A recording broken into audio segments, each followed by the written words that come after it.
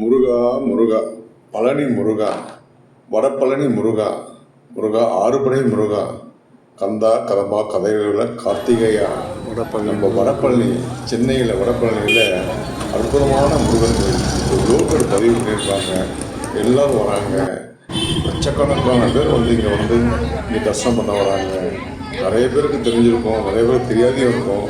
அதே மாதிரி திருமணங்கள் ஒரு ஆயிரக்கணக்கான லட்சக்கணக்கான திருமணங்கள் இங்கே நடக்குது, பதிவாகிட்டே இருக்குது. ஏன்னா அங்கே சித்தர்களுடைய நடமாட்டம், சித்தர்களுடைய பார்வை. இங்கே ஒவ்வொரு முருக பக்தர் அங்கே முருகருடைய படத்தை வச்சு பூஜை பண்ணிட்டு வந்தார்.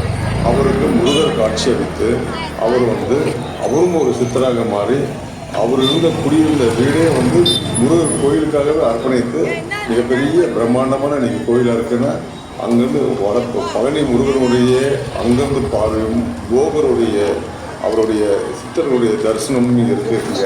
இங்கே பார்த்தீங்கன்னா பின்னாடி கோயிலுக்கு பின்னாடி தள்ளி அங்கே பார்த்திங்கன்னா சித்தர்களுடைய சமாதி, இறைவனையை வழிபட்டு சித்தரான அவர்களுடைய சமாதி, சித்தர்கள் சமாதி.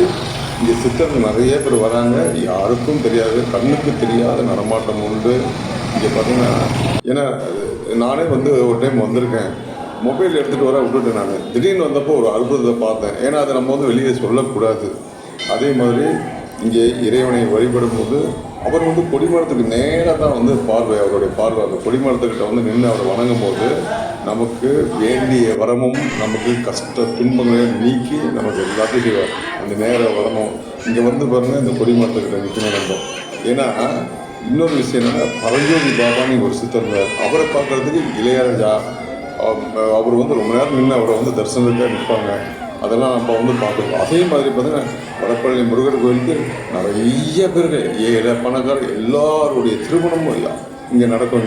இங்கே பெரிய பெரிய நடிகர்கள் நிறைய பேர் வந்திருக்காங்க. இங்கே யோகி பாபு வந்திருக்காங்க.